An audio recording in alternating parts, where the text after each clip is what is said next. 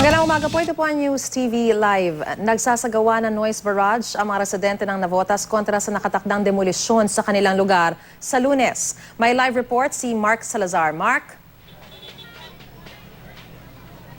Marisa, mahigit 600 na pamilya itong nag-iingay nga sa NBBN na R10 sa Navotas para ipag-ingay yung atensyon na kanilang hinahanap sa mga pwede pang tumulong sa kanila doon sa kaunting panahon pa na kanilang hinihintay sapagkat alam nila na sa Lunes ay i-demolish na yung kanilang mga tahanan dito. Ang hinihingi nila ay kaunti pang panahon para makapag-self-relocate sila sapagkat hindi raw katanggap-tanggap yung relocation na sponsored ng government na dadalhin sila sa Pandibulacan sapagkat malayo raw ito at malayo masyado sa kanilang kabuhayan dahil sila'y tinutulak na sa pader ng kanilang sitwasyon. Handa raw silang iwan ang kanilang bahay pero hindi pa silang handa na iwan yung kanilang hanap buhay. Kaya kung ililipat sila sa Pandibulacan ay 180 pesos daw na pamasahiyan balikan para balikan nila araw-araw yung kanilang hanap buhay sa Fishport. Yan lamang ang kanilang namulatan at alam na hanap buhay sa kanilang paninirahan dito. Kaya kung taga-Pandibulacan na sila, 180 pesos sa pamasahe ay sa pamasahe na lang mapupunta. Hindi na sila kakain. Ang kanilang hinihinging panahon ay para makapag-self-relocate sila individually na makapaghanap sila ng sarili nilang in-city relocation para hindi sila malalayo sa kanilang hanap buhay. At pinaninindigan nila ang kanilang hanay dito na hanggang sa Lunes, kung matutuloy ang demolisyon, ay paninindigan nila ang hanap buhay, ang kanilang hanap buhay dito sa R10, sa port area, at hindi raw sila babaklas. Maris. Alright Mark, hanggang kailan daw yung hinihingi nilang panahon para makapag-self-relocate?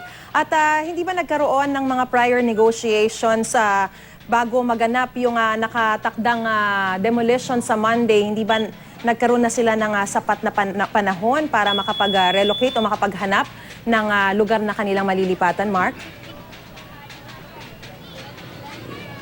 Meron of the 900 families, meron ng 200 plus na tumanggap ng relocation sa Pandibulacan pero nakita nga nila na it will not work. Dahil yung doon nilipatang mga bahay doon ay walang mga basic facilities para isang disenteng pamumuhay.